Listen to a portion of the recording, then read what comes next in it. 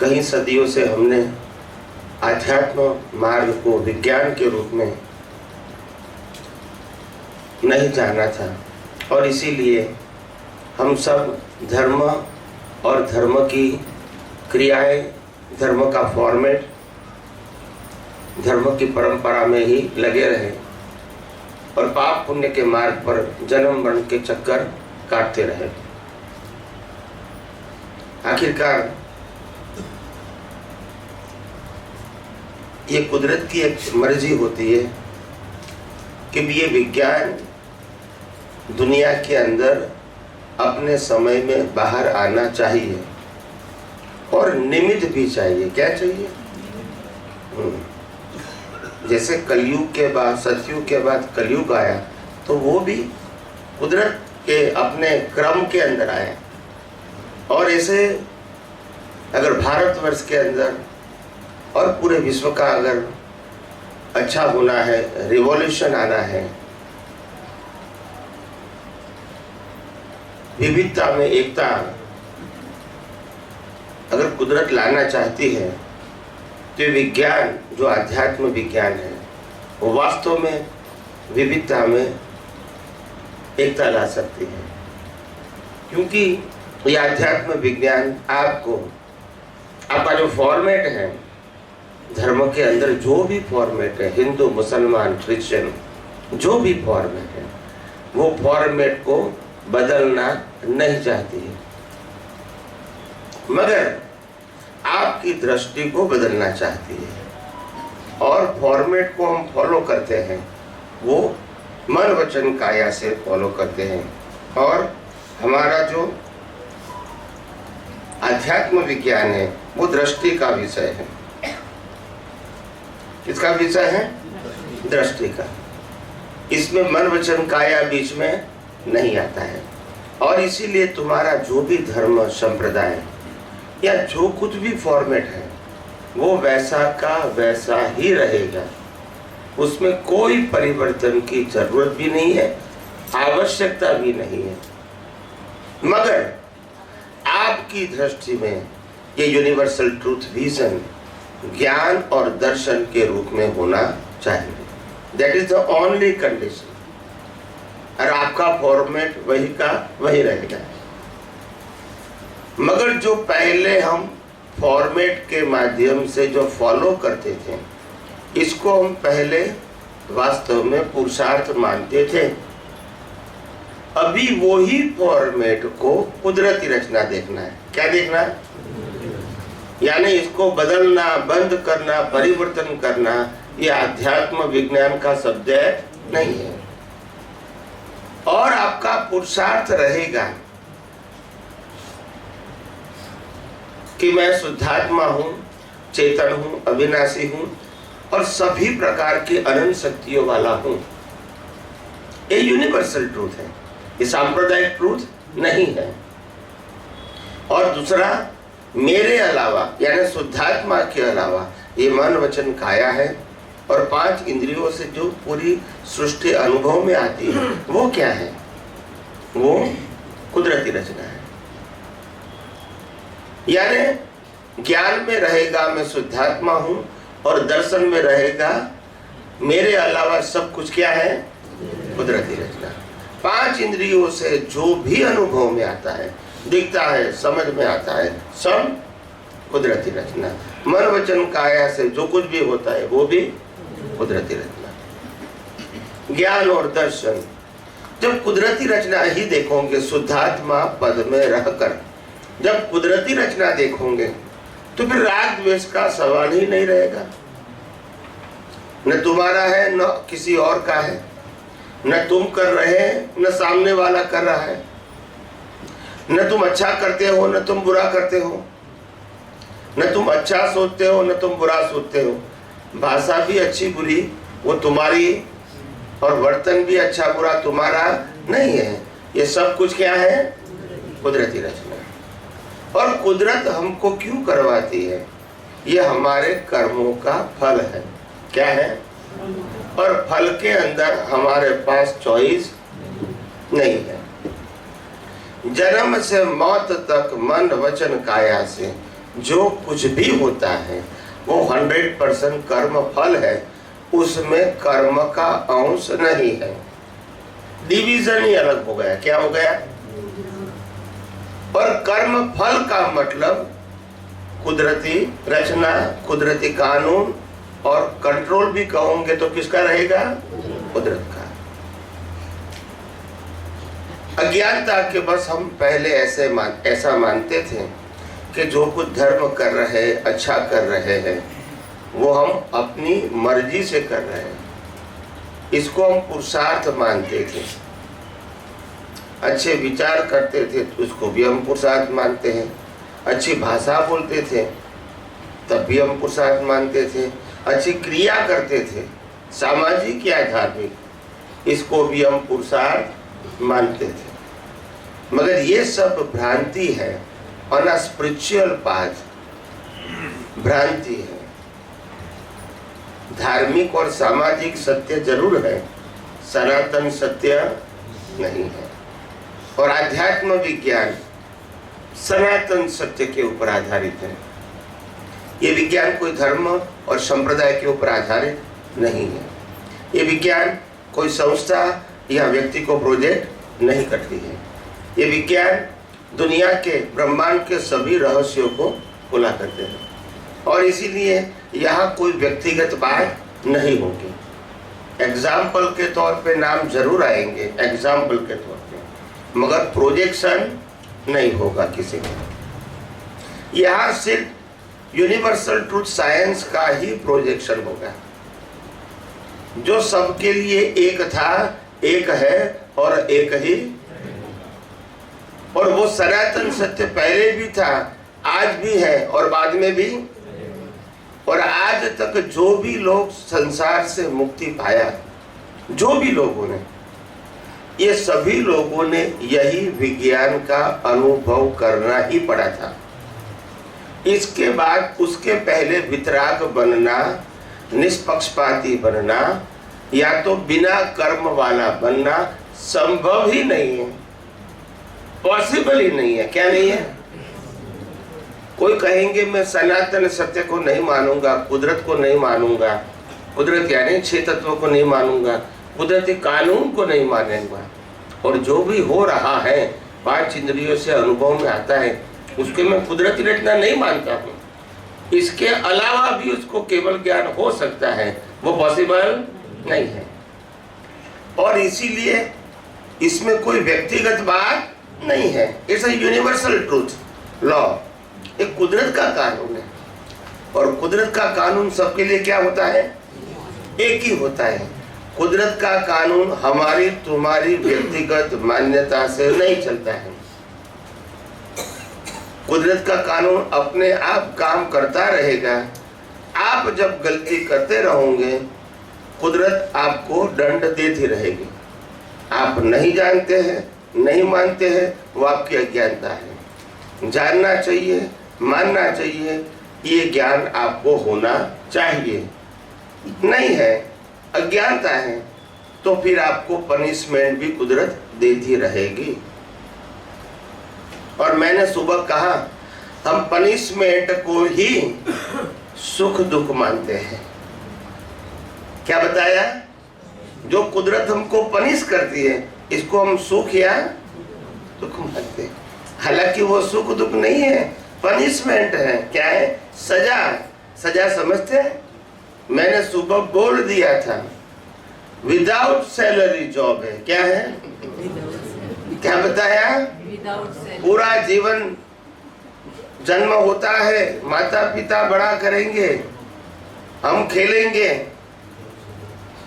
छोटे छोटे बच्चे एक दूसरे के साथ झगड़ा भी करेंगे, फिर पढ़ाई करेंगे, फिर पैसा कमाएंगे, फिर शादी करेंगे, फिर बच्चे होंगे, इनको भी बड़ा करेंगे, इनकी भी शादी करवाएंगे, फिर अपना मकान, बंगला, मोटर, गाड़ी, नौकर चाकर सब लेंगे।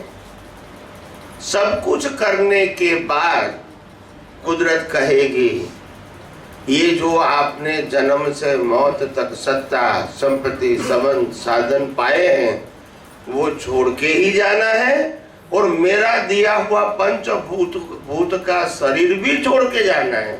बोलते नहीं है। विदाउट सैलरी जॉब है, बोलते नहीं है। कुछ नहीं मिलेगा आपको। क्या बताया? कुछ नहीं मिलेगा, सब कुछ छोड़ के जाना है और उसमें ऑप्शन नहीं है। राम को भी यही करना पड़ा, कृष्ण को भी यही करना पड़ेगा और महावीर को भी। उसमें कानून सबके लिए अलग अलग नहीं है। मगर आज तक हमने ये विश्व को इस दृष्टि से देखने का प्रयास ही नहीं किया। क्या नहीं किया? प्रयास ही नहीं किया। और यही हमारी कमजोरी है। हालांकि आज से थोड़े समय पहले, यानी 2500-2600 साल पहले, लोगों का जीवन ही नेचुरल था और सब कुदरत के ऊपर आधारित था। इन लोगों के लिए कुदरत समझना आसान था। मगर क्योंकि कुदरती जीवन तो था, उसके साथ उनका जीवन सरल भी था, रिक्वायरमेंट भी कम थे। क्या बताया? जरूरत भी कम थी, लाइफ भी सिंपल था, लोगों का स्वभाव भी मिलता जुलता था, प्रेम था लोगों के पास, मानवता थी, ह्यूमैनिटी, अतिथि देवो भव, ऐसे संस्कार यहाँ थे, ऐसा कल्चर था यहाँ। और लोग एक दूसरे को हेल्प करने के लिए राजी होते थे। ये एनवायरनमेंट था इन सतियों। और इसीलिए कुदरत के साथ रहने के बावजूद सब सुबह से लेके रात तक, जब सोने का समय आएगा तब तक वो कुदरत के साथ ही जीते थे। नेचुरल लाइफ क्या था? आप समझे? स्टाइल ही ऐसे थे।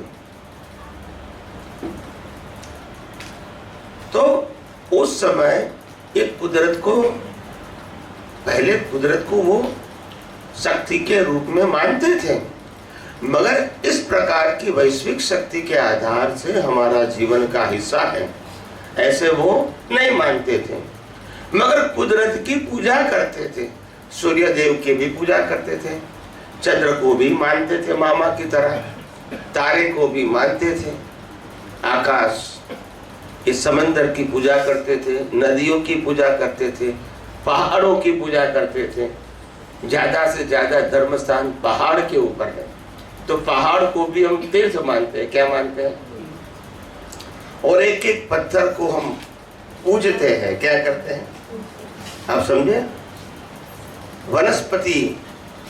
वनस्पति को हम पूजा करते हैं। ये जो बहनें होती है श्रावण महीना में क्या करेंगे? पीपड़ा। समझ में आया? लंबे आयुष्य के लिए। किसके लिए? सब हस्बैंड जैन सही प्रश्न करते हैं, वाइफ का लंबा आयुष्य हमारी प्रोसेस के बिना क्यों होता है और हमारा आयुष्य उनकी प्रोसेस से क्यों होता है? ये तो सारी गम्मत करता है। तो वास्तव में सही बात है कि नारी एक शक्ति होती है, और शक्ति का मतलब होता है उनके अंदर बचपन से ही, फिजिकली कहो, मेंटली कहो, सहन करने की शक्ति कुदरत ने उनको दिया है। Because of the role of the lady. जो स्त्री का जीवन जो होता है वो बचपन से ही सहन करना होता है। क्या होता है? तो वो ट्रेन हो जाती है। क्या हो जाती है? ट्रेन हो जाती है। परिवार में रहना, काम करना, और फिर बच्चे का पालन करना, पेट में रखना, पालन करना, बड़ा करना, शादी करके ससुराल जाना और सब नए व्यक्तियों के साथ पूरा जीवन बिताना, ये कोई साधारण बात नहीं है। आप समझे? तो ये बहुत बहुत बड़ी तपस्या है। क्या है? एक जीवन, स्त्री का जीवन एक तपस्या है। क्या है? तो इसीलिए पहले जमाने में ये कुदरती जीवन जीना बहुत आसान था, मगर उस समय लोगों के अंदर ये कुदरत को इस प्रकार से देखें, ऐसी दृष्टि नहीं थी। मगर आज आपको दृष्टि मिली है। हाँ, मैं मानता हूं कि दृष्टि जरूर मिली है, मगर आपका लाइफ का पूरा जो जीवन है, दिन का जो पूरा जीवन सुबह से शाम तक है, वो जीवन तो अननेचुरल या मेन मेड साधनों के साथ ही रहेगा टुडे। समझ में आया? सो आपको खुद को ही एफर्ट करना पड़ेगा फॉर नेचुरल लिविंग। हर अवस्था में कुदरत को कैसे देखें, है सब आर्टिफिशियल एंड मैन मेड है, नेचुरल नहीं है। और नेचर की बहुत बड़ी ताकत है। कुदरत चाहे तो इतनी बड़ी संख्या मानव की और इतना बड़ा विकास को एक क्षण के अंदर खत्म कर सकती है। यस और नो? और इसीलिए कुदरती ताकत से हम बड़े हैं, वो हो ही नहीं सकते हैं। आप समझे ना? और इसीलिए हम जो यहाँ आध्यात्म विज्ञान को जो समझने के लिए बैठे हैं, ये विज्ञान कुदरती कानून के ऊपर आधारित है। कुदरत यानी 6 सनातन तत्व, 6 इटर्नल एलिमेंट्स, जिनकी उत्पत्ति और नाश नहीं होता है, ऐसे 6 तत्वों के ऊपर आधारित है। और ये 6 तत्व है चेतन, जड़, गति सहायक, स्थिति सहायक, टाइम एंड स्पेस। इन 6 के 6 तत्व सनातन है। क्या है? इसमें एक तत्व चेतन है, बाकी का सब जड़ है। तो 6 तत्व का एक नाम है कुदरत। और ये कुदरत कुदरती कानून से काम करती है, अपनी मर्जी से है। 6 तत्व तो है, मगर 6 तत्व की अवस्था कैसे बनेगी? कानून से। दिन कब होगा, रात कब होगी, ठंडी, गर्मी, बारिश, भरती, ओट, तेजी, मंदी, और सभी व्यक्तियों के जीवों के कर्मों का फल, वो भी कुदरती कानून से ही होगा। कोई व्यक्ति की व्यक्तिगत मर्जी से नहीं होगा। तो पूरा वर्ल्ड, देवलोक, मध्यलोक, नरकलोक का पूरा कंट्रोल किसके पास है? कुदरत के पास है। और वो कुदरती कानून के मुताबिक ये सब अवस्थाएं, परिवर्तनशील अवस्थाएं, विनाशी अवस्थाएं बनाती रहती है और लोगों का जीवन, लाइफ चलता रहता है। और इसीलिए हमको ये जानना बहुत आवश्यक था, जो आज तक हमने इसको जानने का प्रयास नहीं किया था, संजोग भी नहीं मिला था। क्या है?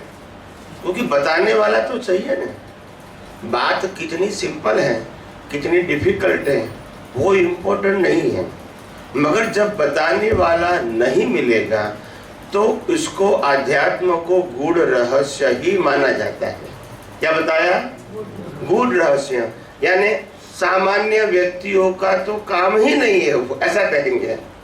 अध्यात्म की बात करोगे तो वो क्या कहते? तो गूढ़ रहस्य है, वो हमको समझ में नहीं आएगा, आपको भी नहीं आएगा। इसीलिए धर्म को फॉलो करो, वो बराबर है। और ऐसा क्यों कहा था? क्योंकि ये अध्यात्म विज्ञान की बातें बताना ये अनुभव का विषय है, किताबों का, नॉलेज का या क्रियाकांड का विषय नहीं है। और इसीलिए जब अनुभव नहीं होता है दर्शन के रूप में, वहां तक ये दुनिया की वास्तविकता को समझना आसान नहीं है। मगर जब अनुभव हो जाता है, उस अनुभव को जब जनता के सामने, लोगों के सामने, मुमुक्ष के सामने, जिज्ञासु के सामने, विचारक के सामने जब पेश करते हैं, तब इसको लगता है ये तो बहुत सरल है। मगर सरल ही था, बताने वाला नहीं था। क्या था? और इसीलिए श्रीमद् राजचंद्र जी ज्ञानी पुरुष और दादा भगवान ज्ञानी पुरुष जो अभी हो गए थोड़े समय पहले, वो दोनों ने भी यही बताया है, मुक्ति का मार्ग सहज है, सरल है और सुगम है। मगर मार्ग बताने वाला दाता दुर्लभ दुर्लभ दुर्लभ, बताने वाला नहीं होता है। मार्ग डिफिकल्ट नहीं है, मगर बताने वाला दुर्लभ है। क्यों दुर्लभ है? क्योंकि बताने वाला खुद अनुभवी होना चाहिए। नहीं तो ये मार्ग प्रेजेंट करना आम लोगों के लिए पॉसिबल नहीं है। कंफ्यूज हो जाओगे। जब आपके पास विजन नहीं है, आप लोगों को एक्सप्लेन नहीं कर पाओगे, लोगों को समाधान नहीं कर पाओगे, और फिर लोग और भी कंफ्यूज हो जाएंगे। इसलिए फिर लोग कहेंगे नहीं हमारा धर्म बराबर है। ये तो बात समझ में नहीं आती है। तो इसीलिए ये हमारा सबका ये सद्भाग्य है कि कुदरत ने हमको मौका दिया ये विज्ञान को खुला करके लोगों को बताने के लिए मौका दिया। और आप सबका भी पुण्य है कि आपको ये सुनने का मौका मिला, समझने का मौका मिला, और आप उपयोग करके अनुभव भी जब चाहे तब कर सकते हैं। इसमें किसी की मोनोपोली और कंडीशन नहीं है। कहीं भी कभी भी आप ये विज्ञान का अनुभव अपनी दृष्टि से ज्ञान दर्शन का उपयोग करके कर सकते हैं। कोई रिस्ट्रिक्शन नीति नियम नहीं है। जय सच्चिदानंद। जय सच्चिदानंद स्वामी जी। ये जो कुदरती कानून से जो अवस्थाएं बनती है मन वचन काया की, तो ये कौन सी शक्ति काम करती है? जड़ शक्ति है, चेतन शक्ति है, क्या है? कैसे ये बनती है अवस्था, उसका साइंस समझाइए। मन वचन काया की अवस्था कैसे बनती है? जड़ शक्ति है या क्या है? बताइए। बराबर है? मन वचन काया जड़ है या चेतन? ओके। उनकी अवस्था जड़ है या चेतन? अवस्था भी जड़। तो बनाने वाला भी कैसा होगा? बोलते नहीं है, जड़ ही होगा। कुदरती शक्ति जड़ है। आत्मा की प्रेजेंस है, आत्मा का कोई रोल नहीं है, प्रेजेंस। अब समझे ना? चैतन्य पावर आत्मा का है, वो ज्ञान पावर है, बाकी सब मैकेनिकल है। क्या है? जड़ पावर ऐसा कैसा है कि जो सब रिकॉर्ड रखता है, किसको क्या सजा देना है, और हमको सब मालूम है कि क्लाउड का मीनिंग क्या है, मालूम है हमको। वो चेतन नहीं है जी। बोलते नहीं है। नहीं, क्लाउड में बराबर नहीं बराबर है। कितना रिकॉर्ड रख सकता है? अनलिमिटेड। तो फिर कुदरत का रिकॉर्ड कैसा होगा? सब मैकेनिकल है। ठीक। चेतन अलग है और जड़ अलग है। जड़ के अंदर ही ये प्रोसेस होती है, चेतन के अंदर प्रोसेस नहीं होती है। मगर चेतन की हाजिरी के बिना ये प्रोसेस को कोई जान भी नहीं सकता है, समझ भी नहीं कर सकता है, एक्सप्लेन भी नहीं कर सकता है। जड़ का एक्सप्लेनेशन नहीं कर सकते। कंप्यूटर में, मोबाइल में कितने भी इंफॉर्मेशन है, वो जान सकते हैं? नहीं जान सकते। हमें तो जान सकते हैं नहीं, क्योंकि हमारे अंदर चेतन है। समझ में आया? तो ज्ञान गुण केवल चेतन के पास है, मगर ज्ञान के बाद जब विभाविक ज्ञान होता है तो वो शरीर के माध्यम से बुद्धि को भी अनुभव होता है, और वही बुद्धि हमको इतने अवतारों से घुमा रही है रिलेटिव सत्य के चक्कर में। आज तक सनातन सत्य को जानने की, हमने समझने की, जानने की कोशिश नहीं किया, और इसीलिए फंसे हुए हैं। और जो रिलेटिव सत्य, जो कुदरती रचना है, उसको ही जानना, समझना, अनुभव करना, बदलना, सुधारना, उसमें ही लगे रहे थे। यस के नो? हालांकि चेतन और जड़ से कोई कनेक्शन है ही नहीं, मगर कनेक्शन है रॉन्ग बिलीफ का, और इसीलिए कर्म बनते हैं और जन्म मरण होते रहते हैं। जड़ खुद चेतन के ऊपर प्रभावित नहीं होता है, और चेतन जड़ के ऊपर भी प्रभाव नहीं कर सकता है, क्योंकि सभी शक्तियां परमानेंट हैं। एक दूसरे के ऊपर प्रभावित करने के लिए सब अपने अपने स्वभाव में है। क्या है? सब अपने। मगर बुद्धि आती है तो फिर विभाव उत्पन्न होता है। क्या होता है? आप समझे ना? और विभाव से कर्म का सर्जन होता है, जिनका रिजल्ट कुदरत देती है, कर्म के फल स्वरूप। ऐसे काम चलता है। इस mechanical power The whole world controlled and governed by the nature as a mechanical power. जी ऑटोमोर आज हमारा सुपर पावर कंप्यूटर है। एक सेकंड के अंदर पूरे वर्ल्ड के 7.5 अरब लोगों को मोबाइल में मैसेज सेंड कर सकता है। यस और नो? यस। That's it. तो वो चेतन पावर है कि जड़? जड़। That's it. क्योंकि बड़ी बात नहीं है, समझना कहा है। स्वामी जी ये जो बुद्धि जो आप बोल रहे हो ना, बुद्धि, ये बुद्धि एग्जैक्टली क्या होती है वो जरा समझाइए। चेतन की हाजिरी में रिलेटिव सत्य की वैल्यू इज इक्वल टू बुद्धि। फिर भटकना ही पड़ेगा। चेतन की हाजिरी में रिलेटिव सत्य की वैल्यू थ्रू योर 5 सेंसेस, उसका नाम बुद्धि। ठीक। ये मेरी हर डेफिनेशन मौलिक ही होगी, फिर किताबों में ढूंढोगे तो मिलेगी नहीं। बोलो स्वामी जी, एक बार फिर से घाती अघाती कर्मों की समझ बताइए ना। घाती अघाती कर्मों की समझ, वही उसके ही चक्कर में हम घूमते रहते दिन रात। जी जी। कर्म 8 प्रकार के हैं। कर्म मुख्यतः 8 प्रकार के हैं और 8 प्रकार के कर्म का 2 डिवीजन है। एक 4 प्रकार के कर्म को घाती कर्म कहते हैं और दूसरे 4 प्रकार के कर्मों को अघाती कहते हैं। घाती अघाती ये सब बात जैनिज्म में बताई गई है, ताकि किसी को लगे कि ये कहाँ लिखा है, तो जैन शास्त्र में लिखा गया है। तो 8 प्रकार के कर्म, उसका 2 डिवीजन, 4 घाती कर्म, 4 अघाती कर्म। और ये 8 कर्मों से ही हमारा जन्म मरण का चक्कर कहीं अवतारों से चलता रहता है। अभी घाती और अघाती कर्म की परिभाषा, डेफिनेशन क्या है? घाती कर्म का मतलब होता है आत्मा की अनंत शक्ति और आत्मा का ही अस्तित्व का अनुभव न होने देना। आत्मा का अस्तित्व और आत्मा की अनंत शक्ति का अनुभव न होने देना, उसका नाम है घाती कर्म। जो आत्मा की अनंत शक्ति को ही घात करता है, यानी होते हुए भी अनुभव में नहीं आने देता है, कर्टेन बन जाता है। क्या बन जाता है? वो रिस्ट्रिक्ट नहीं करते, क्या हो जाता है? कर्टेन बन जाता है। तो वो 4 जो घाती कर्म जो है वो 4 प्रकार के क्या है? वो है ज्ञान आवरण, दर्शन आवरण, मोहनीय और अंतराय कर्म। ये 4 प्रकार के जो कर्म हैं, ये 4 प्रकार के कर्मों को एक नाम है घाती कर्म। वो आत्मा की अनंत शक्ति होते हुए भी घात करते हैं, अनुभव में नहीं आने देते। वो खुद ही कर्टेन बने हुए। क्या बने हुए? कर्टेन, पर्दा बना हुआ है। और वो घाती कर्म जो है, वो घाती कर्म को डायरेक्टली मन वचन काया की भुगतान के साथ कोई संबंध नहीं है। डायरेक्टली क्या बताया?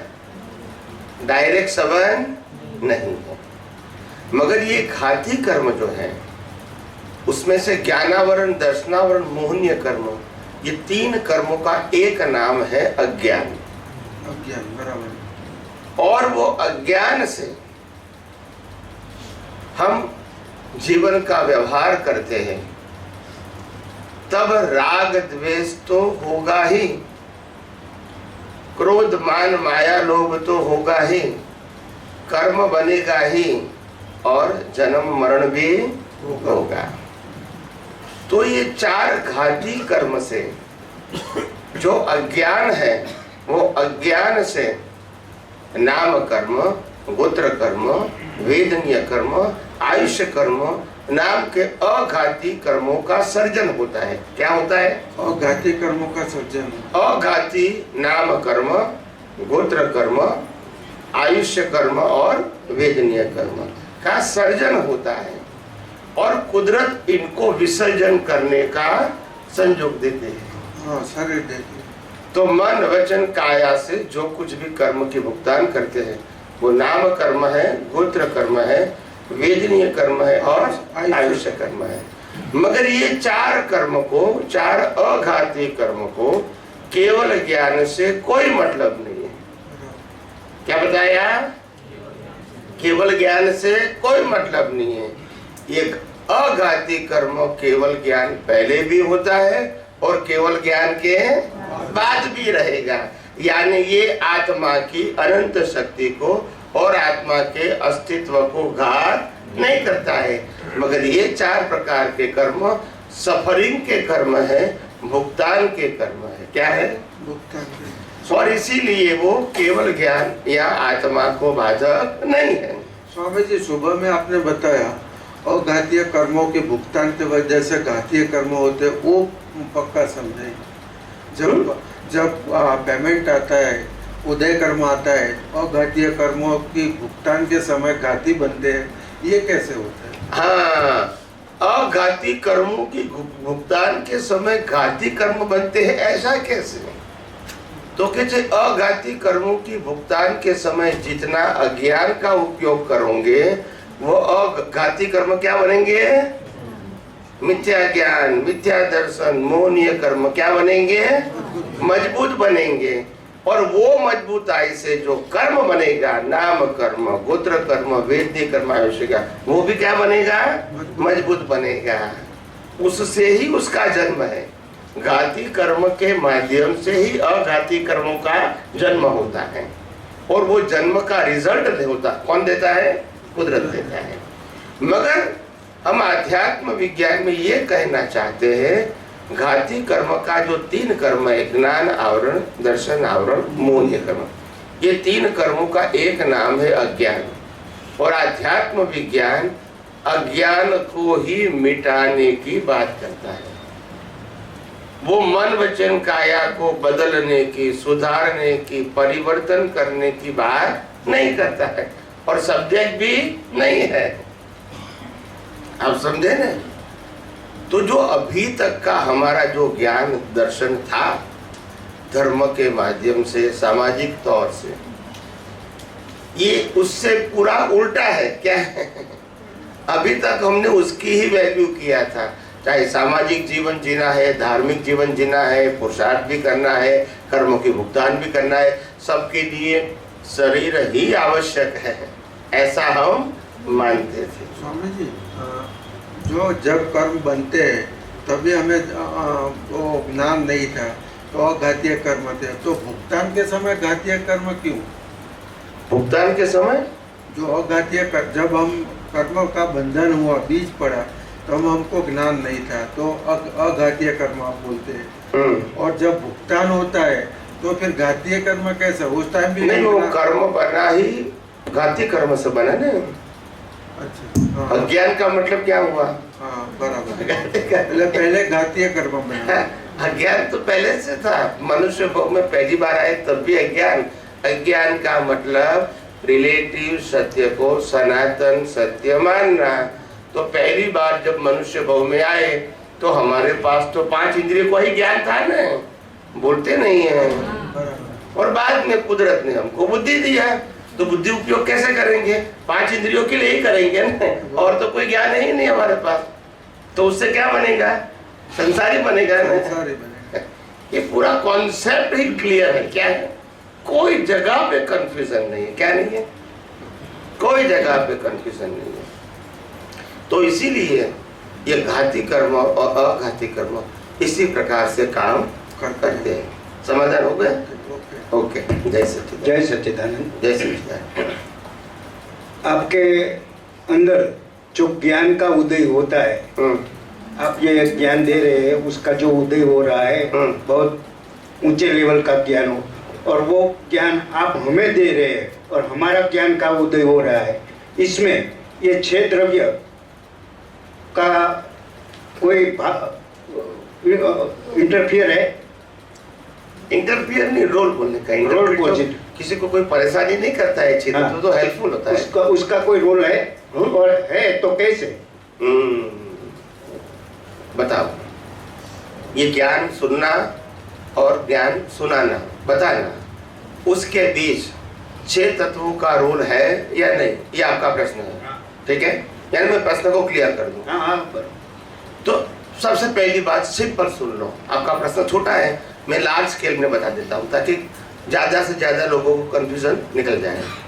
ये पूरा होल यूनिवर्स है, होल यूनिवर्स, जो 14 राजलोक जिसको जैन परिभाषा में कहते हैं, देवलोक, नरकलोक, मध्यलोक, सूर्य, चंद्र, तारा, ग्रह, नक्षत्र, भरती ओट, और 5 इंद्रियों से जो अनुभव में आता है, नदी, समंदर, पहाड़, ये सब कुछ जो बना हुआ है वो 6 शाश्वत तत्वों से बना हुआ है।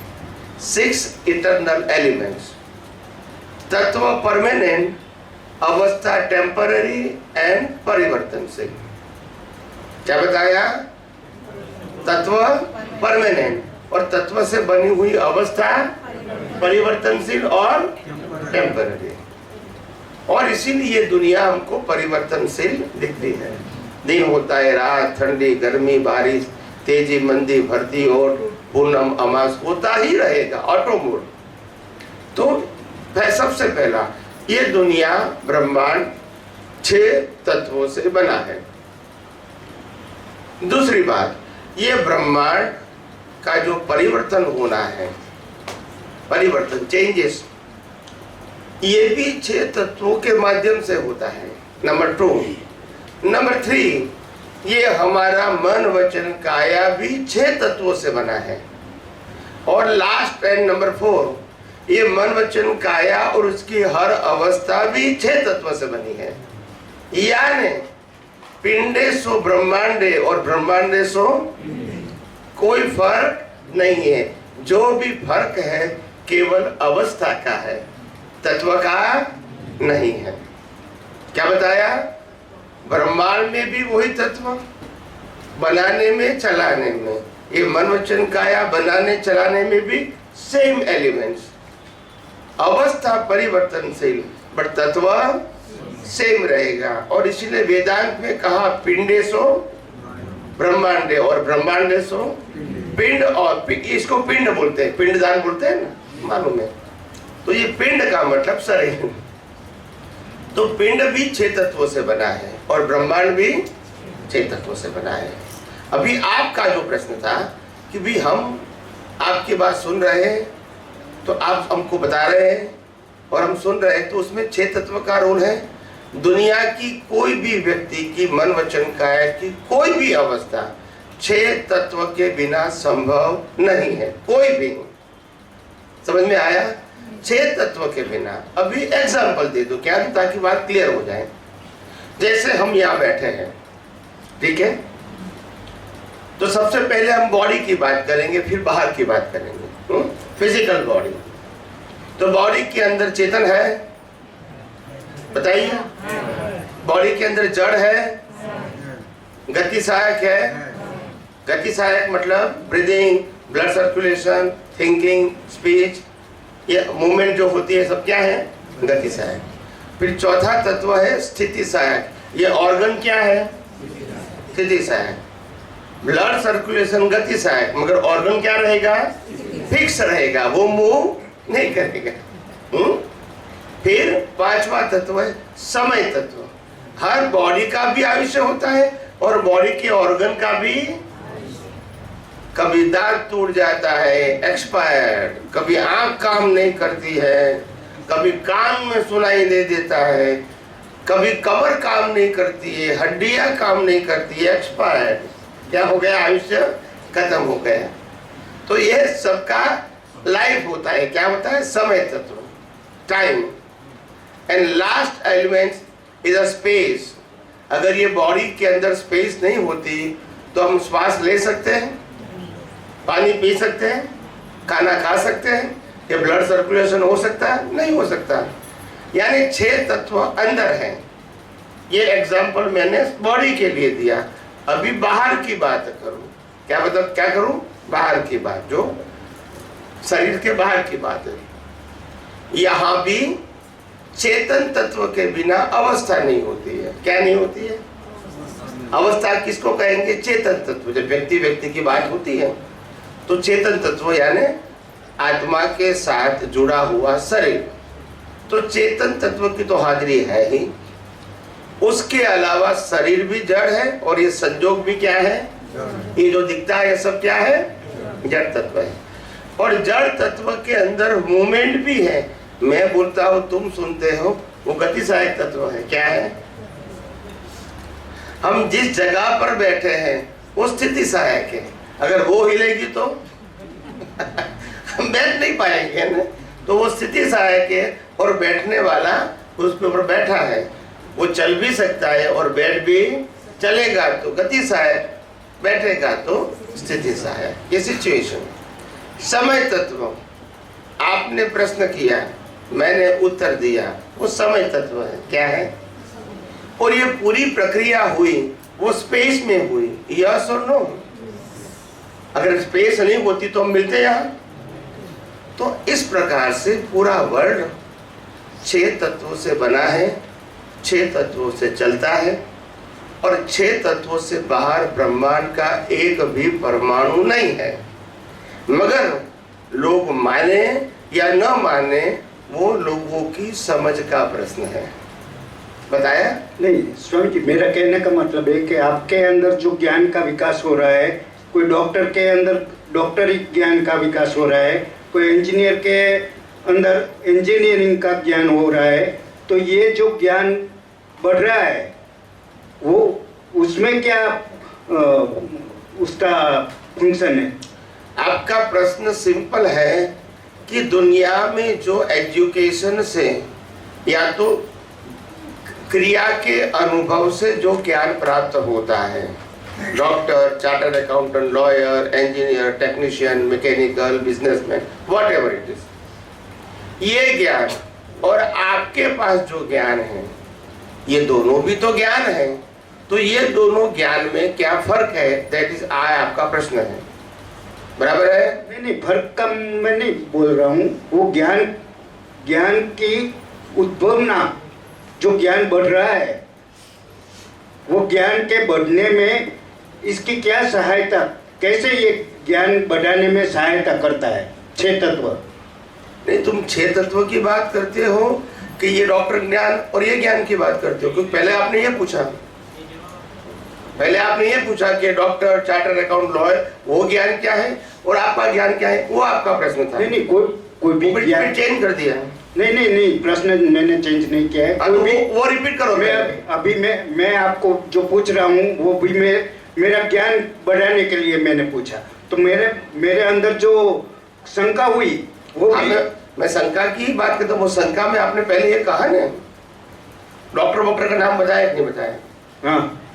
और अभी प्रश्न करोगे तो नहीं आएगा, मतलब चला गया वो। मेरा कहने का मतलब है कि ज्ञान का जो बढ़ना है, कोई भी ज्ञान, वही तो मैं बता रहा था कि ये ज्ञान और ये ज्ञान में क्या अंतर है, वही तो बताना चाहता था। आपने कहा मैं ये प्रश्न नहीं करता हूँ, इसीलिए तो बात हुई। मैंने 2 ज्ञान का मतलब क्या है, वो इसको क्या कहते हैं, कैसे प्राप्त कर सकते हैं, उसकी क्या महत्ता है, क्या वैल्यू है, वही तो मैं बताना चाहता था। कोई बात नहीं, ये बताओ। और इसीलिए आपने एग्जाम्पल भी दिया कि आपका ज्ञान और ये डॉक्टर का ज्ञान वो क्या है, वही तो आपने प्रश्न पूछा, सिंपल। और वही मैं दोनों ज्ञान को बता रहा हूँ कि उनकी उत्पत्ति क्या है, वैल्यू क्या है, और वो किस प्रकार से हमको सहायक बन सकती है। That's it। तो सबसे पहली बात, दुनिया में जितने भी प्रकार की मनुष्य के अंदर बौद्धिक ज्ञान की फैकल्टी है, फैकल्टी समझते हैं? फैकल्टी नॉर्मल शब्दों में कहेंगे तो सब लोगों को समझ में आ जाए।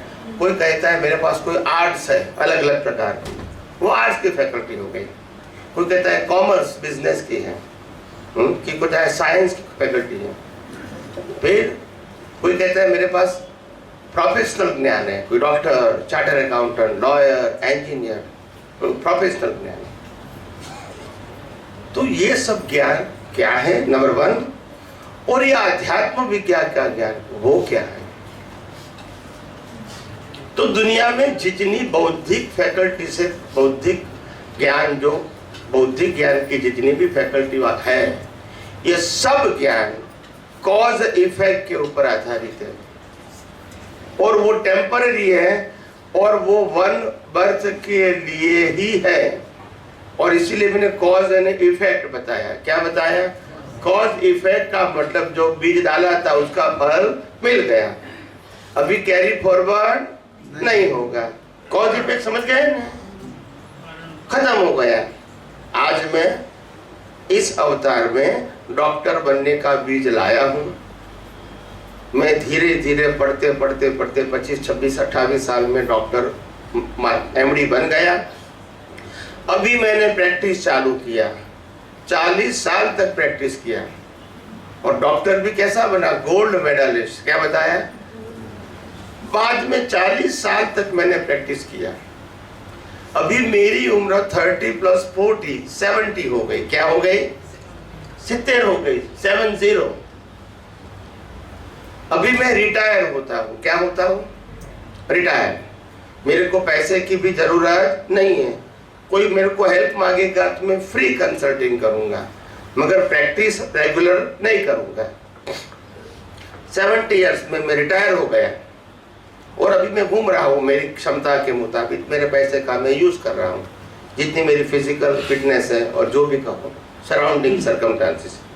अभी 80 इयर्स के बाद में एक्सपायर्ड हो गया। At the age of 80 expired हो गया। फिर नेक्स्ट बर्थ में मेरा जन्म हुआ, फिर मैं 5 साल का हुआ, फिर बाल मंदिर। बोलते नहीं है कि वही डेंटिस्ट आएगा। तो क्योंकि ये ज्ञान ही एक बर्थ का है, तो दुनिया में बौद्धिक बुद्धि के आधार से जो भी ज्ञान मिलता है सब टेम्पररी होता है, ओनली फॉर करंट बर्थ होता है। क्या होता है? वो कैरी फॉरवर्ड नहीं होता है। उनका आधार ही रिलेटिव सत्य है। क्या है? और ये सभी प्रोफेसर लोगों को मालूम होता है कि उनको प्रैक्टिस करना है, तो उनका जो डिग्री होता है उनको हर साल रिवाइज करना पड़ता है कि still I am active, so you have to pay some fees. Am I right? नहीं तो आपकी वो डिग्री भी वैलिड नहीं होगी। समझ में आया? अगर आपने 1 साल तक रिन्यू नहीं कराया तो ऑफिशियली आप प्रैक्टिस नहीं कर सकते हैं। समझ में आया? एनीवे, क्योंकि ये ज्ञान ही ऐसा है, अब अपग्रेड करना ही पड़ेगा, नहीं तो फेल हो जाओगे। तो इसीलिए टेम्पररी है। क्या है? ये बौद्धिक ज्ञान है और टेम्पररी, ये बर्थ के लिए। नंबर 1। फिर उसका मैं दूसरा एंगल बताता हूं कि ये दुनिया के अंदर कोई भी टीचर या प्रोफेसर कोई भी स्टूडेंट को अपनी मर्जी से डॉक्टर या चार्टर अकाउंटेंट नहीं बना सकते। नहीं समझ में आया? दुनिया का कोई भी टीचर या प्रोफेसर कोई भी व्यक्ति को अपनी मर्जी से डॉक्टर, चार्टर अकाउंट, लॉयर नहीं बना सकते, भले वो गोल्ड मेडलिस्ट है। क्या बताया? नहीं बना सकते। क्यों? क्योंकि ये टीचर एंड प्रोफेसर ये दोनों आपके अंदर डॉक्टर का बीज है। क्या है? बीज है। तो वो बीज को क्या करते हैं? पानी डालते, तो फिर क्या होता है? ग्रो होता है। मगर बीज ही नहीं है तो क्या करोगे? बोलते नहीं है। मगर ये साइंस किसी को मालूम नहीं। लोग यही कहते हैं हम जो चाहे वो बना सकते हैं, ऐसा नहीं है। समझ में आया? ये ज्ञान ही टेम्पररी है और कॉज एंड इफेक्ट है, वो कभी कैरी फॉरवर्ड नहीं होता है। अभी ये ज्ञान का सब्जेक्ट खत्म हो गया। अभी मैं कौन सी बात करूंगा? आध्यात्म विज्ञान की बात करूंगा। यह अध्यात्म विज्ञान जो सनातन सत्य के ऊपर आधारित है उसकी हम बात करते हैं। तो ये विज्ञान रिलेटिव सत्य के ऊपर आधारित नहीं है। क्या बताया? रिलेटिव सत्य के ऊपर आधारित नहीं है आध्यात्म विज्ञान। ये सनातन सत्य के ऊपर आधारित है और इसीलिए सनातन सत्य कभी परिवर्तन नहीं होता है। क्या बताया? सनातन सत्य कभी परिवर्तन नहीं होता है। 6 में से 4 या 8 तत्व कभी, और कुदरत का कानून भी कभी परिवर्तन नहीं होगा। तो ये सनातन सत्य का ज्ञान मैंने जितने भी ये अवतार में पाया है, रियलाइज किया है, वो डेवलपमेंट के फॉर्म में carry forward in a next birth, क्योंकि सनातन सत्य तो वही है। नहीं समझ में आया? बस तो वो कैसे खत्म हो जाएगा?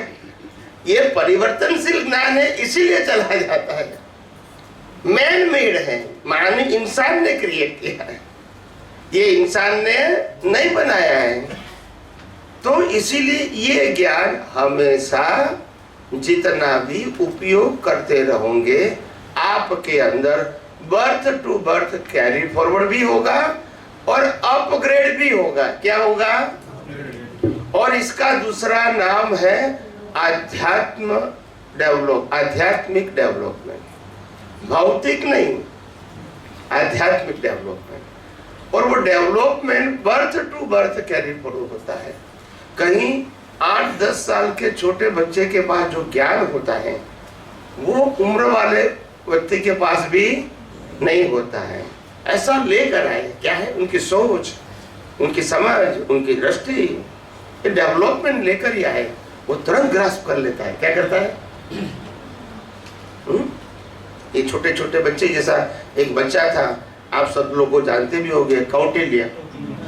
वो इतना छोटा बच्चा था, खेल रहा था, मगर दुनिया की सभी बातें फटाफट बताएगा, खेलते खेलते। कोई याद भी नहीं करना है, कम विद विजन। एनीवे, तो ये आध्यात्म विज्ञान सनातन सत्य के ऊपर आधारित है, और इसका जितना भी रियलाइजेशन होगा, आपकी शक्ति वेस्ट नहीं होगी।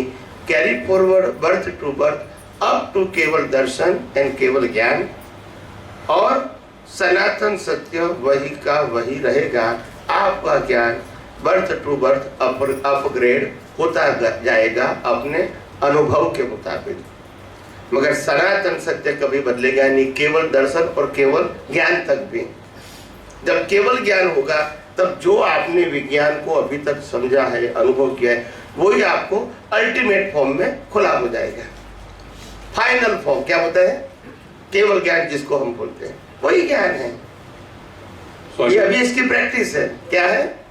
समझ में आया ना? तो ये ज्ञान कैरी फॉरवर्ड होगा, और बौद्धिक ज्ञान कैरी फॉरवर्ड नहीं होगा। और मैंने कैटेगरी वाइज सब बता दिया, बराबर है? ओके, किसको प्रश्न करना? स्वामी जय सच्चिदानंद। हाँ बोलिए। आपके चरणों में कोटि कोटि वंदन। इन भाई का जो प्रश्न था, इससे नहीं जुड़ा हुआ था मेरी समझ से। ये पूछना चाहते थे कि आप जो ज्ञान व्यक्त कर रहे हैं और हम जो ज्ञान ग्रहण कर रहे हैं, इसमें 6 तत्वों का क्या रोल है? यही जानना चाहते थे ना? हाँ, वो तो मैंने बता दिया है कि बोलने के लिए भी संयोग चाहिए 6 तत्व। अब वही पूछना चाहते थे। तो वो तो उत्तर आ गया। मेरा कहने का मतलब क्या है, उनका जो प्रश्न मैंने जवाब देने से पहले भी बता दिया। आपका प्रश्न छोटा है, मगर इसको कंप्लीट फॉर्म में इसीलिए बताऊंगा, ये रिकॉर्डिंग होगा तो दुनिया की कोई भी व्यक्ति इसको समझ पाएगी। नहीं समझ में आया? मैं उसका उत्तर दूंगा, दुनिया नहीं समझेंगे फिर। तो मैं उस एंगल से बता रहा हूँ, तो फुल फॉर्म बताया। ऐसा नहीं कि ये उनका सब प्रश्न था, मगर एक प्रश्न के आधार से मैंने पूरा पैकेज दे दिया, ताकि दुनिया की कोई भी व्यक्ति कभी भी ये सत्संग कहीं भी सुनेगी तो उनको समाधान मिलना चाहिए। That is the angle and purpose of my speech. और इसीलिए उनका प्रश्न तो छोटा था, मैंने पूरा कवर अप कर दिया एज अ मैसेज कंप्लीट।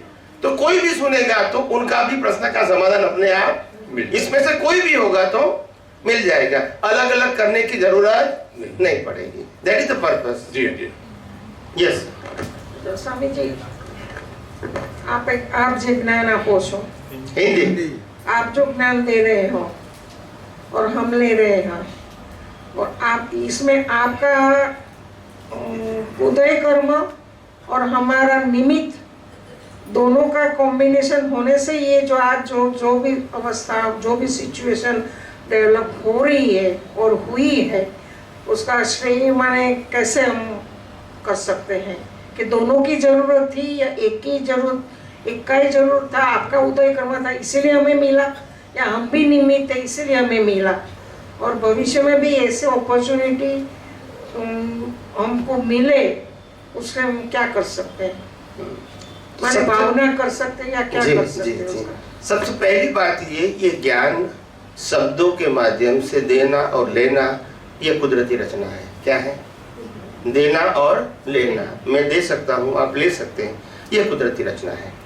मगर मेरा अनुभव है वो कुदरती रचना नहीं है। और आप ये ज्ञान सुन के, ग्रहण करके, उपयोग करके अनुभव करोगे, वो भी कुदरती रचना नहीं है। तो कुदरती रचना क्या है क्या नहीं है वो मैंने बता दिया। अभी आपका दूसरा प्रश्न था कि बार बार हमको ये विज्ञान की जानकारी और डीप, शार्प एंड परफेक्ट मिलती रहे, उसके लिए क्या करना चाहिए? अंतर्यामी परमात्मा को प्रार्थना करो कि हे अंतर्यामी परमात्मा, हमको यही दुनिया का सनातन सत्य मिलता रहे, समझने के लिए, अनुभव करने के लिए मौका मिलता रहे, ताकि हम भी एक दिन सनातन सत्य को पहचानें। और सनातन सत्य में आत्मा भी आ गया और आत्मा के अलावा 5 तत्व भी आ गए। ये सब कुछ समझ के हम भी एक दिन केवल ज्ञान, केवल दर्शन और केवल ज्ञान प्राप्त करके हम अपने आप में ही मिल जाए। ये हमारी एक भावना होती है। क्या होती है? इसमें लेने देने की बात नहीं है। मेरा प्रश्न ये था कि जो ज्ञान खुला हुआ आप द्वारा, तो आपका उदय कर्म से ये खुला हुआ या हमारे निमित्त से ये ज्ञान खुला हुआ और जो हमें मिला, माने ज्ञान मेरे पास में लेकर आया हूँ। बरोबर, क्या बताया? लेकर आया। मगर शब्दों के माध्यम से प्रेजेंट करना, इसमें मेरी फ्रीडम नहीं है। हाँ, राम की भी नहीं थी, कृष्ण की भी नहीं थी, महावीर की भी नहीं थी। उसको आप संजोग बोलते हैं। संजोग कहो, उदय कर्म कहो या कुदरती रचना कहो, तीनों एक ही। उसमें फ्रीडम नहीं है। प्रेजेंट करना उसमें फ्रीडम नहीं है। अनुभव करना वो तो मेरी खुद की बात है। हाँ, तो अनुभव करने में कुदरती रचना बीच में नहीं आएगी। प्रेजेंट करने में जरूर आएगी। मैंने कल भी बहुत डिटेल में बताया था कि ज्ञान होना और ज्ञान को प्रेजेंट करना, without circumstances you can not speak a single words. माने उसके लिए निमित्त भी चाहिए 100%। और वो निमित्त भी कुदरत ही देंगी, as per your previous word cause। मैंने कौन निमित्त भी चाहिए, सब सामने सब संजोग चाहिए। सब संजोग, जो भी, जैसे कोई भी कार्य के लिए संजोग चाहिए, ऐसे उसमें भी चाहिए, सेम चाहिए। क्वालिटी डिफरेंस रहेगी, सर्कमस्टांसेस, तत्व, लॉ सेम रहेंगे। आप समझे ना? मगर भावना अलग रहेगी। एक रिलेटिव सत्य की बात सुनना है, एक सनातन सत्य की, इतना डिफरेंस रहेगा भाव में, बाकी सब सेम रहेगा। अच्छा, और ये जो भावना हम करते हैं वो सामूहिक भावना का ज्यादा जोर होता है या इंडिविजुअल भावना का? और दोनों का हमें रिजल्ट तो अलग अलग ही मिलेगा, लेकिन सामूहिक भावना से उसका क्या ज्यादा बेनिफिट होता है? बहुत बेनिफिट होता है। और हिंदुस्तान में आज जो हमारी पॉपुलेशन है 135 करोड़ अप्रोक्सीमेट, अगर वो कहे कि गर्व से कहो हम हिंदू हैं, हिंदुस्तानी हैं, तो दुनिया आगे बढ़ जाएगी। The power of unity. क्या बताया? पावर ऑफ तो रहेगा। एक व्यक्ति करेगा तो फर्क तो होगा ही ना। यूनिटी इज यूनिटी और डिवीजन इज डिवीजन। में आध्यात्मिक कोई भी फील्ड में, कोई भी फील्ड, तो कॉमन बात मैंने आपको समझाने के लिए सिंपल फॉर्म में बता दिया। यूनिटी तो चाहिए। आज माहौल भी होगा, जब माहौल नहीं होगा माहौल कुछ नहीं कर सकेंगे। और दादा भगवान एग्जाम्पल देता हूँ, दादा भगवान पावरफुल ज्ञानी थे, उसमें कोई क्वेश्चन मार्क नहीं है, मगर प्रेजेंट करने के लिए संजोग चाहिए, नहीं तो वो भी नहीं कर सकते। क्या करेंगे? पावरफुल होना वो इंडिविजुअल मैटर है, मगर प्रेजेंट करने के लिए संजोग नहीं लाए तो एक भी शब्द बोल नहीं सकते। ज्ञान होना वो आपकी इंडिविजुअल कैपिटल है, मगर प्रेजेंट करना है तो कुदरत का कानून काम करेगा ही, तुम्हारी मर्जी काम नहीं करेगी। केवल ज्ञान हो तो भी तुम किसको बता सकते, ये जरूरी नहीं है। संजोग वो कुदरती रचना, इंडिविजुअल अनुभूति वो तुम्हारा सब्जेक्ट है, मगर प्रेजेंट करना है तो without help of nature you cannot do anything. उपादान का क्या रोल है? माने उपादान का मतलब होता है your maturity to understand this things, यानी ये साइंस को समझ सकते हैं, वो उपादान है। अगर आपका उपादान का मतलब, जैसे मैंने कहा कि ज्ञानी पुरुष दादा भगवान ने बहुत सारी बातें साइंस की बताई है और बताने की कोशिश भी किया उन्होंने शॉर्ट में, मगर जब उपादान ही नहीं था तो फिर वो ग्रास्प भी नहीं करेंगे ना। मैं बताऊंगा मगर वो उपादान नहीं है तो how they can accept it? माने level of understanding. That's it. उपादान का मतलब होता है quality, development, quality of your understanding. आप समझ ही नहीं पाओगे अगर उपादान नहीं होगा तो, बताने वाला कितना भी पावरफुल क्यों ना हो, मगर जब आपका डेवलपमेंट नहीं तो ग्रास्प ही नहीं कर पाओगे।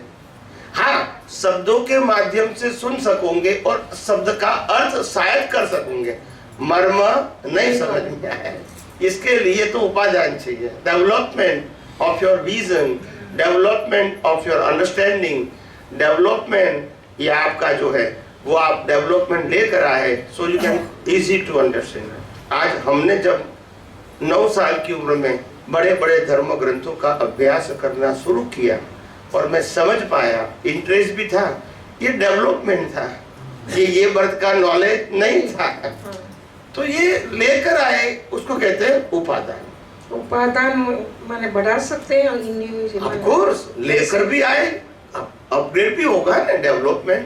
डेवलपमेंट बढ़ भी सकता है, तभी तो एक दिन केवल दर्शन और केवल ज्ञान होगा, नहीं बढ़ेगा तो कैसे होगा? वो तो बढ़ेगा तो आप बोलते हैं कि जो भी होता है हम पैकेज लेके आते हैं, उसमें कुछ प्लस माइनस नहीं होता है, तो उपादान कैसे बढ़ेगा?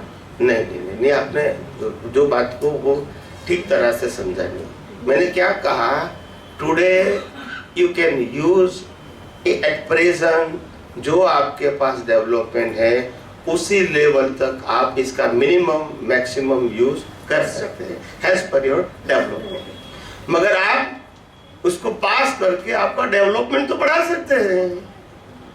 तो डेवलपमेंट तो बढ़ा सकते हैं, इसमें काम मैंने पहले भी कहा, ज्ञान दर्शन का उपयोग करके चारित्र का अनुभव करना, उसमें कुदरती कानून बीच में नहीं आएगा तो डेवलपमेंट तो बढ़ेगा। मन वचन काया में आपका कंट्रोल नहीं है, वो समझ उपादान और डेवलपमेंट दोनों साथ साथ एक ही है शब्द। जैनिज्म का उपादान बताया मैंने, इंग्लिश में इसको डेवलपमेंट का, the message and the meaning is the same. मैं उपादान कहूँगा तो कई सारे लोगों को समझ में नहीं आएगा, तो एक ही बात है। मुझे मेरे में तो उपादान शब्द होता है वो connected with your inner development, you can understand, you can grasp very easily. जो दादा बोलते समझ कर, बस वही स्वामी जी तो कबीराज जी अपने पद में गाया था, मैंने कल भी कहा था, समझण भूलव घर नित से तेदी तारो मोक्ष से। समझण भूल वगैरह नहीं होनी चाहिए, समझण तो है मगर भूल वाली है, क्या है, विथ मिस्टेक है, वो विदाउट मिस्टेक होनी चाहिए, बस दैट्स इट। समझन तो सबके पास है एज पर इज लेवल, मगर वो भूल वाली है। भूल का मतलब होता है अज्ञान के साथ वो अंडरस्टैंडिंग है, अगर अज्ञान खत्म हो गया तो वो भी ना भूल वाली हो गई, वही केवल दर्शन है। यस स्वामी जी, जोना और जानना समझ हो गई, मगर ज्ञेय और ज्ञाता, ज्ञेय का एग्जैक्ट मतलब क्या होता है? ज्ञेय और ज्ञाता जो बोलते हो, ज्ञेय हम उसको ज्ञेय बनाते हैं, ज्ञेय का एग्जैक्ट मतलब क्या है? मैंने 6 शब्दों का अर्थ पतली पुस्तक में जो प्रिंट हुई थी, अभी बाहर भी है मेरे ख्याल से, उसमें मैंने बताया है, दृश्य, दृष्टि, दृष्टा, ज्ञेय, ज्ञान, ज्ञाता, ये सीक्वेंस है। क्या है? एक तरफ ज्ञान है, दूसरी तरफ दर्शन है। ये पूरी सीक्वेंस है, दोनों की, ज्ञान और दर्शन की सीक्वेंस है। तो सिंपल भाषा में बता दूं, शॉर्ट में, दिखता है वो दृश्य है, देखने वाली दृष्टि है, और प्रकाशक है वो परमात्मा है, वो दृष्टा है। दृष्टा आत्मा दृष्टि प्रतिष्ठित आत्मा और दृश्य बाहर दिखता है वो दृश्य, दृष्टि और समझ में आ गया? ओके। अभी जो दृश्य दिखता है वो दृश्य को देखने से ज्ञान उत्पन्न होता है। क्या होता है? ज्ञान। वो ज्ञान जो है, ज्ञान को जानने वाला ज्ञेय है और आत्मा ज्ञाता है। बिना आत्मा और बिना प्रतिष्ठित आत्मा ज्ञान प्रकट नहीं होता है। ज्ञान को जानने वाला प्रतिष्ठित आत्मा है और ज्ञान को प्रकाशित करने वाला मूल आत्मा है। मूल आत्मा में जो ज्ञान है वो शब्द और क्रिया का ज्ञान नहीं है। मूल आत्मा में रिलेटिव सत्य का ज्ञान नहीं है, मगर मूल आत्मा आत्मा और पूरे ब्रह्मांड को प्रकाशित कर सकता है, देख जान नहीं सकता है। उसके लिए प्रतिष्ठित आत्मा चाहिए। और इसीलिए जब केवल ज्ञान को एक्सप्लेन करते हैं तो लास्ट बर्थ में भी डिस्चार्ज प्रतिष्ठित आत्मा होता है। आप समझे ना? मगर जब सिद्ध क्षेत्र में गए फिर वो कुछ कर सकते हैं। और इसलिए दादा भगवान कहते थे कि आत्मा को कुछ काम करना है तो बॉडी की जरूरत होती है, नहीं तो वो कुछ नहीं कर सकते। वो वहाँ मैंने सुना था कि ज्ञेय में अपने खुद बॉडी को ज्ञेय बनाना है, वो अपने को खुद को ज्ञेय बनाना है और हमको अलग अलग एंगल बताए। मैंने तो आपको एग्जाम्पल समझने के लिए दिया है। वो अभी दूसरा क्वेश्चन हुआ, बॉडी को ज्ञेय बनाना वो एक अलग क्वेश्चन हुआ। मैंने आपको एग्जाम्पल देख के बताया कि दृश्य, दृष्टि और दृष्टा क्या है, ज्ञेय, ज्ञान और ज्ञाता क्या है। ज्ञेय का मतलब होता है जैसे ये मैं देख रहा हूं तो मेरे लिए दृश्य है, मगर मैंने देखा ये कागज है तो वो ये ज्ञान हो गया। बोलते नहीं है बराबर है। मगर 2 साल के बच्चे को भी ये क्या है तो क्या बताएगा? कागज नहीं, उनको मालूम है कागज है, बराबर। उनको मालूम है, वो कागज देखेगा मगर कागज है वो जानेगा नहीं, दृश्य के रूप में देखेगा मगर ज्ञान के रूप में नहीं जानेगा। तो आपको समझ में आए इसलिए बताया कि what is the difference between दृश्य और ज्ञेय।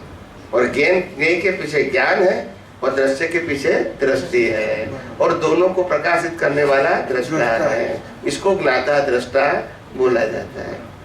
ये ऐसे समझोगे तो समझ में आएगा, नहीं तो गोल गोल गोल गोल घूमते ही रहोगे।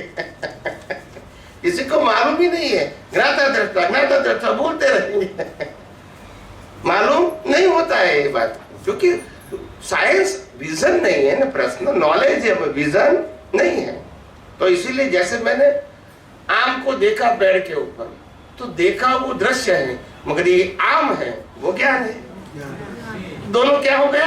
अलग। तो ये ज्ञान क्यों हुआ? ज्ञेय के आधार से। अंदर ज्ञान अंदर है, क्या है? अंदर है। दृष्टि भी क्या है? अंदर है। तो दृष्टि के अंदर ज्ञान दर्शन है, तो दर्शन से दृश्य दिखता है और ज्ञान से ये ज्ञान प्रकट होता है। और ये दृष्टि को प्रकाशित करने वाला कौन है? दृष्टा, यानी मूल आत्मा। मूल आत्मा नहीं है तो दृष्टि भी नहीं है। तो ये पूरा सीक्वेंस में कोई भी बात समझोगे तो जिंदगी भर तक याद रहेगी, पीसेस में समझोगे तो वही कंफ्यूजन पे। और इसीलिए मैं ज्यादातर कोई भी बातों को इतना स्पष्ट बताता हूँ ताकि सुनने वाले को या बाद में भी वो सुनेंगे तो उसको क्लैरिफिकेशन होना चाहिए, not only you. Swami ji, अभी जो ज्ञान अज्ञान की बातें चल रही थी तो अभी एक स्वामी जी कंफ्यूजन ये होता है कि वैसे आत्मा का स्वभाव तो मोक्षगामी है, ऊपर जाने का स्वभाव है, हवा भरा हुआ फुग्गा की तरह, बराबर है ना। और ये जो अपना संसारी ये जो कुदरत है वो भी हमेशा उसको छुड़ाने के लिए कोशिश में रहती है कि सब संजोग दे के छूट जावे और मोक्ष में जावे। तो स्वामी जी अब जब ये अपने तीर्थंकर जो हो गए ऋषभदेव भगवान, उन्होंने काफी विद्या संसार लक्ष्य, संसार बढ़े ऐसे लोगों को सिखाई है। तो फिर जब मोक्ष में जाने की सबकी कुदरत का वो है कि भाई सब लोग मोक्ष में जावे, तो फिर ये संसार बढ़ाने की इतनी विद्या ऋषभदेव भगवान ने क्यों किया? इतना सारा क्यों सबको सिखाया कि संसार बढ़े, संसार में सब आगे बढ़े, और वहां से डेवलप होते होते होते अभी ये यहाँ तक इतनी भौतिकता तक सब बुद्धि से संसार का डेवलपमेंट हो गया। तो उसके पीछे कुदरत का या ब्रह्मांड का ये भी कुछ आशय है कि यहाँ पर भी, पृथ्वी पर भी, संसार में भी उसका डेवलपमेंट हो, ऐसा भी कुछ आशय होगा कि फिर इतना ये सब विद्या, संसारिक लौकिक विद्या ऋषभदेव भगवान ने क्यों ये सब ज्ञान क्यों खुला किया होगा? वो थोड़ा जानना था।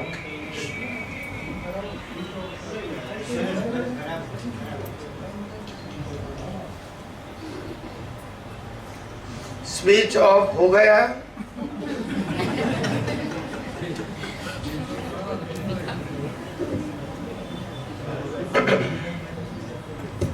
सबसे पहली बात यह है, जब भी इस सृष्टि के ऊपर प्रथम तीर्थंकर के फॉर्म में कोई भी व्यक्ति आते हैं,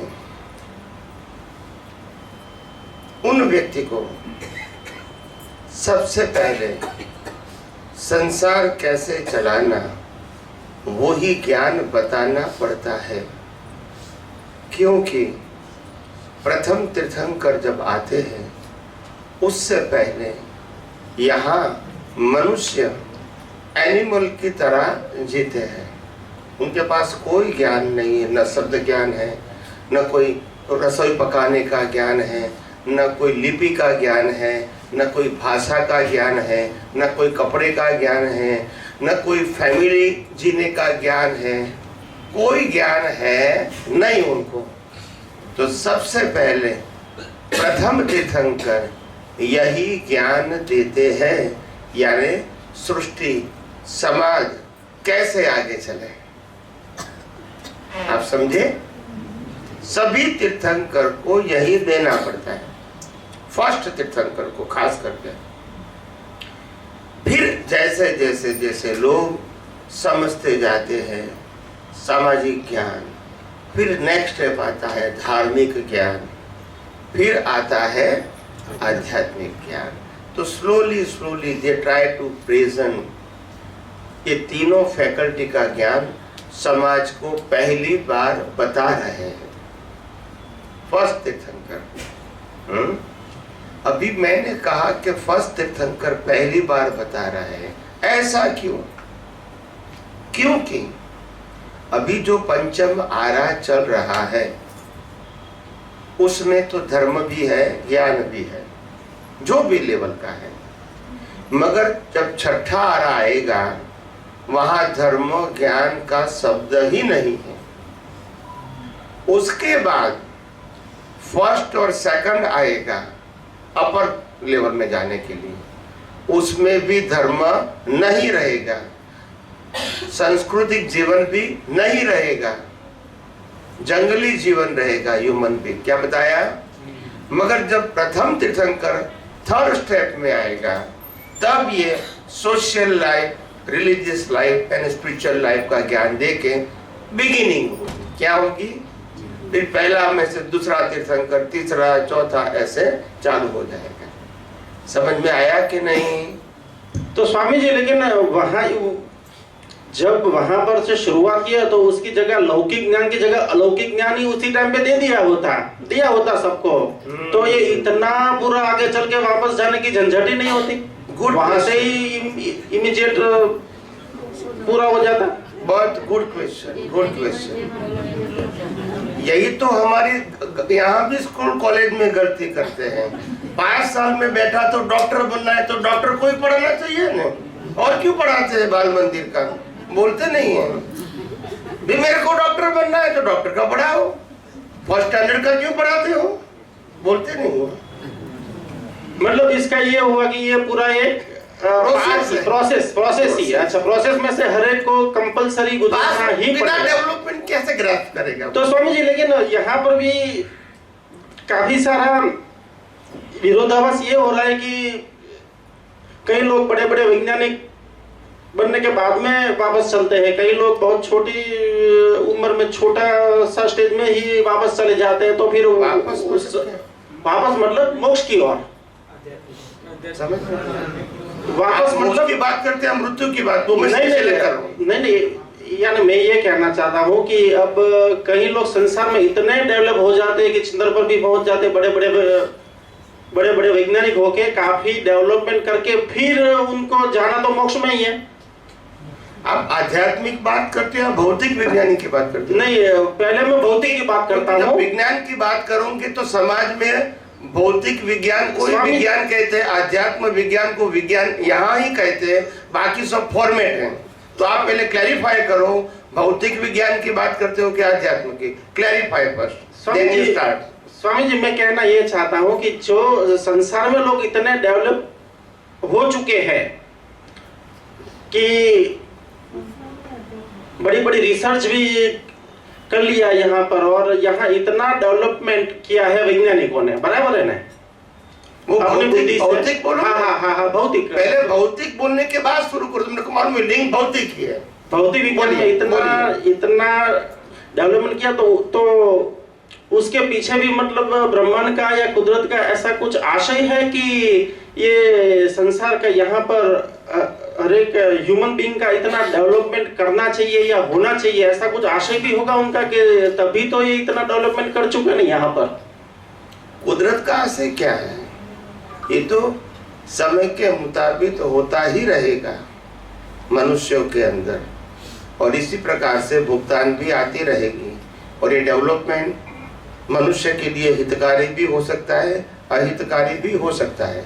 इसमें कोई डेवलपमेंट की बात नहीं है।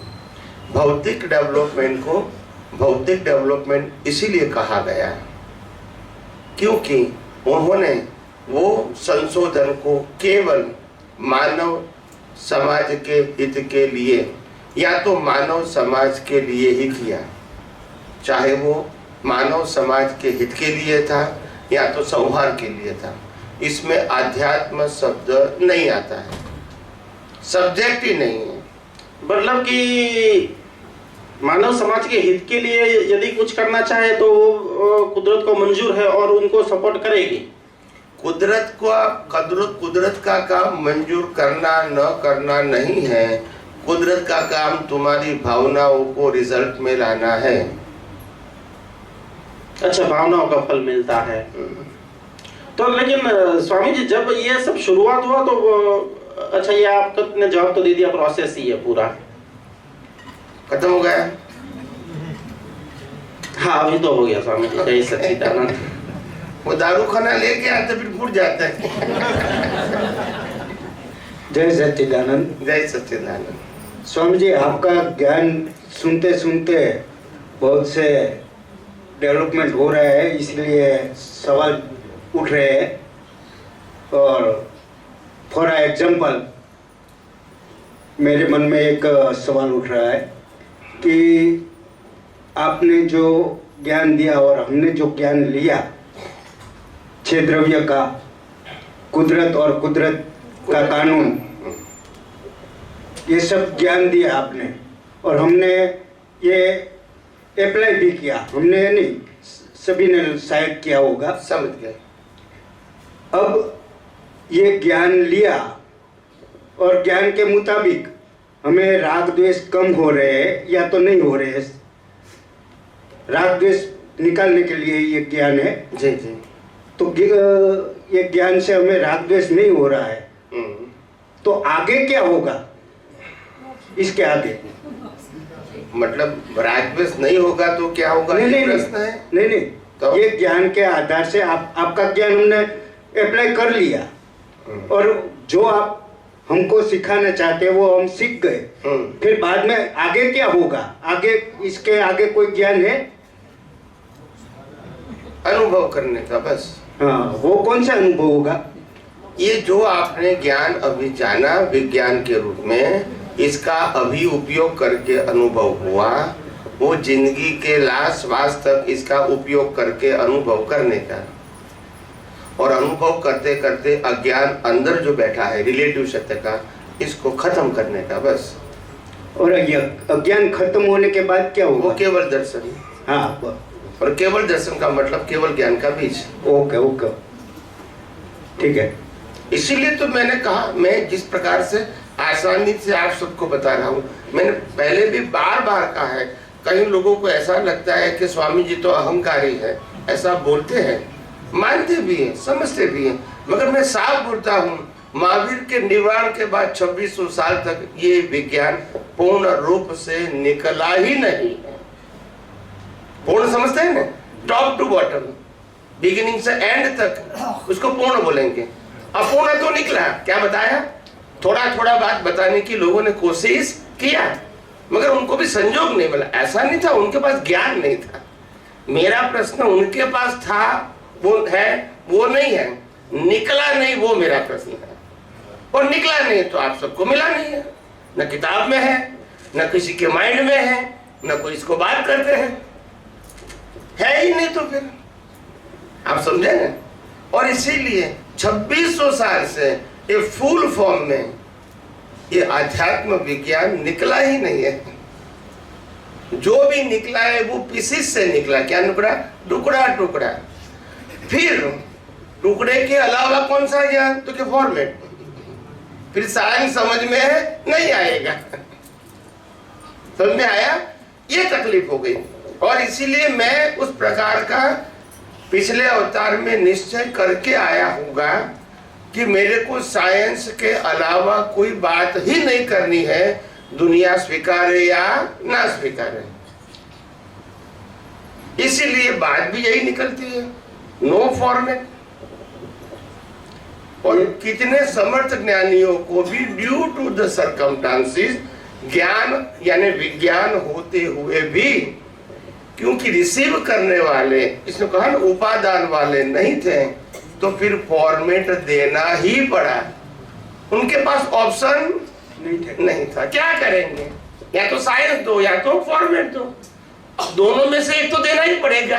और जब साइंस नहीं समझ सकते तो दूसरा कौन सा ऑप्शन है? फॉर्मेट। यस, ये सम्यक दर्शन आपने बोला, वो सम्यक दर्शन की अनुभूति हमको ही होगी या दूसरों को भी हमारी अनुभूति की पहचान होगी? नहीं होगी। नहीं होगी। सम्यक ज्ञान, सम्यक दर्शन और केवल दर्शन, केवल ज्ञान, ये खुद को ही मालूम होता है, बाहर से दिखने वाली चीज नहीं है। It is a matter of realisation by yourself. दुनिया इसको देख नहीं सकती है ये 5 इंद्रियों से, मगर हाँ दूसरा कोई केवल ज्ञानी है तो वो जान सकता है। हाँ बाबा। मगर बुद्धिशाली व्यक्ति नहीं जान सकता है। कोई हायर लेवल का ज्ञानी है तो समझ सकता है कि उनका डेवलपमेंट अच्छा है, दिखना। मगर केवल ज्ञानी जो जान सकता है वो डेवलपमेंट वाला व्यक्ति एग्जैक्टली नहीं जान सकता है, अप्रोक्सीमेट जान सकता है। और सम्यक दर्शन में खुद को क्या अनुभूति होती है? सम्यक दर्शन is a fundamental, basic and primary ज्ञान फॉर केवल दर्शन। केवल दर्शन की बिगिनिंग सम्यक दर्शन से होती है, और वो केवल दर्शन प्राप्त करके, सम्यक दर्शन प्राप्त करके अज्ञान को मिटाते मिटाते मिटाते केवल दर्शन तक जाना है। केवल दर्शन का, सम्यक दर्शन का मतलब होता है हमको सनातन सत्य की दृष्टि मिली। अभी इसका यूज करते करते करते अज्ञान को मिटाते मिटाते केवल दर्शन का मतलब सभी प्रकार का अज्ञान हमारे दृष्टि में खत्म हो गया, वो केवल हो गया। क्या हो गया? सम्यक से केवल की यात्रा है। ये हम तय कर सकते हैं क्या कि ये हमें केवल दर्शन हो गया है? हाँ, केवल दर्शन के बाद मालूम होता है। केवल दर्शन को भी मालूम होता है, केवल ज्ञान का भी मालूम होता है, अच्छा। डेवलपमेंट भी मालूम होता है। आप मेजरमेंट एग्जैक्ट नहीं कर सकते हैं, मगर डेवलपमेंट की प्रक्रिया में आप मेजरमेंट एग्जैक्ट नहीं कर सकते, मगर केवल दर्शन और केवल ज्ञान तो 100% मालूम होता है, जो भी जिसको होता है। मगर डेवलपमेंट की प्रक्रिया में आपका लेवल क्या है वो आप इसको मेजर नहीं कर सकते हैं, मगर डेवलपमेंट है वो आप समझ सकते हैं। कितना है वो एक्सप्लेन नहीं कर सकते, आप समझे? हाँ हाँ, नहीं कर सकते। आपका केवल दर्शन हो रहा है, आपका केवल ज्ञान हमें मालूम होता है, तो हमको अगर हो जाए तो ये दूसरे को मालूम नहीं होगा। हमको केवल ज्ञान भी नहीं है, केवल दर्शन भी नहीं है, हम केवल दर्शन से बहुत नजदीक है, नजदीक है। कंप्लीट नहीं हुआ है। अच्छा, समझ में आया? जो है वो बताएंगे, नहीं है वो नहीं बताएंगे। गलत कहने से क्या फायदा? नहीं नहीं, बहुत अच्छा। केवल ज्ञान भी नहीं है और केवल दर्शन भी कंप्लीट नहीं है। क्या नहीं बताया? कंप्लीट नहीं है, 360 का नहीं है। अच्छा। और कितने का है वो हम नहीं बताते हैं, जानते भी नहीं है। We cannot compare and comparison and competition with anybody.